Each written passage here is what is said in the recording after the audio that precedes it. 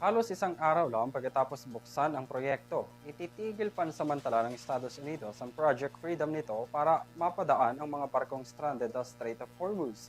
Dahil dito, nagpakawala ng mga warning strike ang Iran bilang babala sa mga barko ng Amerika na papalapit sa Hormuz. Narito ang balitang abroad ni Son Santiago. Ngayong linggo, ibinahagi ni United States President Donald Trump ang tinatawag niyang Project Freedom. Layunin ng proyektong ito na tulungan ang mga barko mula sa iba't ibang bansa na walang kinalaman sa tensyon sa Middle East na makalabas sa Strait of Hormuz matapos maipit mula pa noong Pebrero. Isinagawa ito ng Estados Unidos nitong Lunes. Gayunpaman, taliwas sa salitang Project Freedom, nauwi ito sa marahas na tagpo sa Strait of Hormuz. Upang pigilan ang paglapit ng puwersa ng Amerika, naglunsad ng mga warning strikes ang Iran bilang babala sa kanila.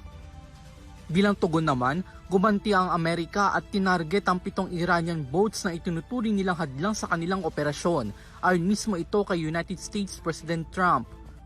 Ngunit makalipas lamang ang isang araw, agad ding itinigil ng Amerika ang nasabing proyekto.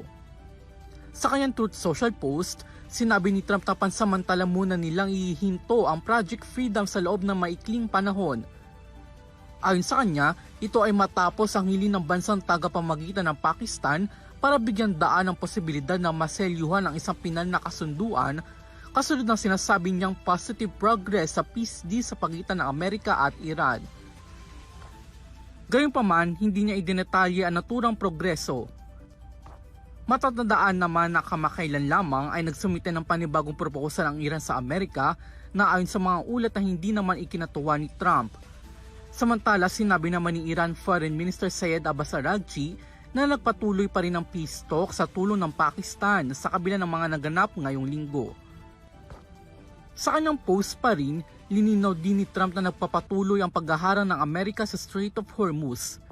Iginiit din niya na matagumpay ang isinagawang operasyong militar ng US laban sa Iran na isa rin sa naging dahilan ng pansamantalang pagtigil ng Project Freedom.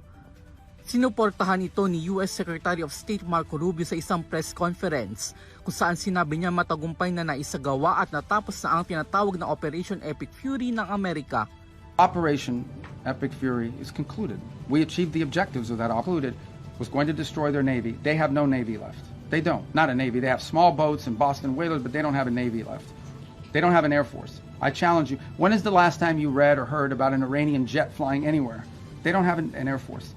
Their missile launching capability has been substantially degraded, and their industrial base, their defense industrial base, has been severely damaged. So their ability to build a shield behind which they could hide their nuclear program was wiped out. That's a very substantial achievement, and that was the purpose of this operation from day one.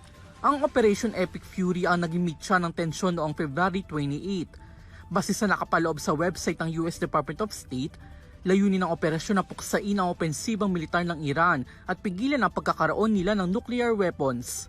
Sa kabilang banda, lininaw naman ni US Defense Secretary Pete Hegseth na nanatiling umiiral ang tigil putukan sa kabila ng mga naganap nitong mga nakaraang araw. Para sa EuroTV News, ako si Son Santiago, sumasaludo sa bawat Pilipino.